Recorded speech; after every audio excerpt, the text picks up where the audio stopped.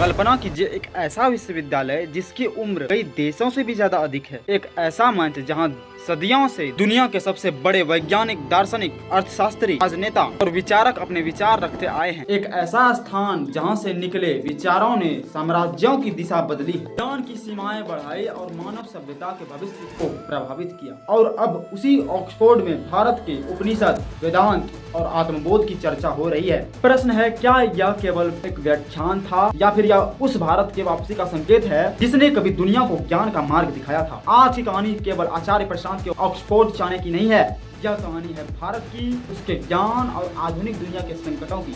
जब भी ऑक्सफोर्ड का नाम लिया जाता है उसके पीछे 900 वर्षों का इतिहास खड़ा दिखाई देता है। 18वीं शताब्दी से शिक्षा का केंद्र रहा यह विश्वविद्यालय दुनिया के प्रतिष्ठित संस्थाओं में गिना जाता है। यहाँ से निकलने वाले लोगों की सूची किसी इतिहास के पुस्तकों जैसी लगती है। दर्जनों राष्ट्राध्यक्ष, अनेक नोबेल पुरस्कार विजेता, विश्व प्रसिद्ध वैज्ञानिक, महान दार्शनिक, लेखक, नीति निर्माता। सदियों से ऑक्सफोर्ड केवल पढ़ाई का जगह नहीं रहा, यह विचारों का युद्ध क्षेत्र रहा है। यहाँ विचारों की परीक्षा होती है, यहाँ केवल व्यक्ति नहीं बोलता, उसके पीछे खड़ी पूरी बौद्धिक परंपरा बोलती है। इसीलिए जब भी कोई विचारक वहाँ आमंत्रित होते हैं तो वह केवल व्यक्तिगत उपलब्धि नहीं बल्कि जिनका वो प्रतिनिधित्व करते हैं उनकी भी उपलब्धि है। अब एक दूसरा प्रश्न, आज दुनिया के सामने सबसे बड़ी समस्या क्या है? क्या केवल युद्ध? क्या केवल आर्थिक असमानता? क्या केवल तकनीकी चुनौतियाँ? संयुक्त राष्ट्र की रिपोर्टें वर्षों से एक ही चेतावनी दे रही हैं, जलवायु परिवर्तन, बढ़ता तापमान, सूखती नदियां, पिघलते ग्लेशियर, विलुप्त होती प्रजातियां, प्रदूषण और अनियंत्रित उपभोग। लेकिन यहाँ एक दिलचस्प बात है, तकनीक लगातार आगे बढ़ रही है, विज्ञान पहले से अधिक शक्तिशाली है, जानकारी पहले से अधिक उपलब्ध है, फिर भी संकट बढ़ क्यों रहा है? क्या समस्या मशीनों में है? यहीं से चर्चा एक नए मोड़ पर पहुँचती है।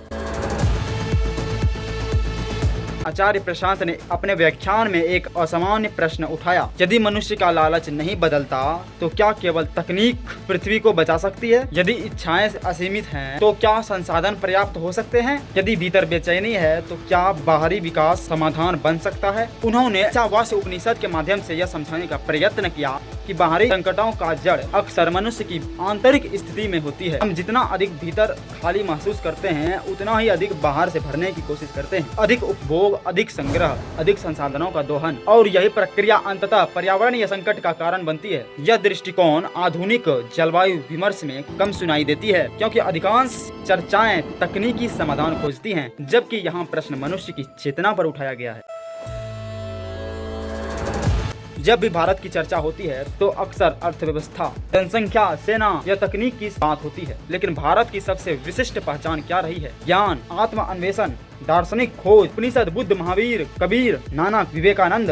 भारत ने केवल दुनिया को वस्तुएं नहीं दी, उसने प्रश्न दिए, उसने मनुष्य को स्वयं को देखने की कला दी। और शायद इसी कारण जब दुनिया आज भी बाहरी उपलब्धियों के बावजूद आंतरिक संकटों से जूझ रही है, तब भारतीय दर्शन फिर से प्रासंगिक दिखाई देती है।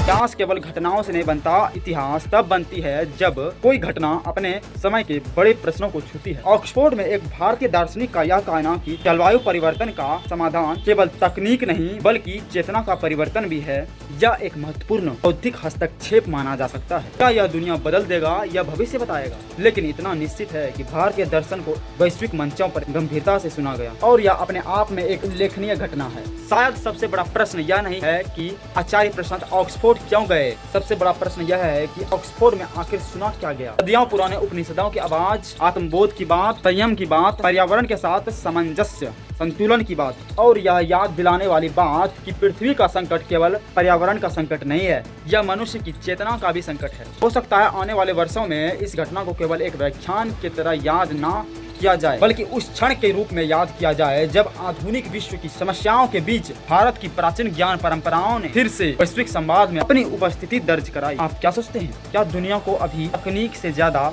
चेतना की आवश्यकता है? अपनी राय कमेंट में अवश्य लिखें। भाई, यदि आपको लगा कि यह केवल एक वीडियो नहीं एक सोचने वाली बात थी, चैनल को अभी सब्सक्राइब कर लें। यहाँ हम सिर्फ ट्रेंड नहीं बल्कि सच और गहराई की बात करते हैं। और कमेंट में बताएं कि ऑक्सफोर्ड में भारत की आवाज सुनकर आपको कैसा लगा। कमेंट में एक चीज लिखिए, भारत का ज्ञान, विश्व कल्याण।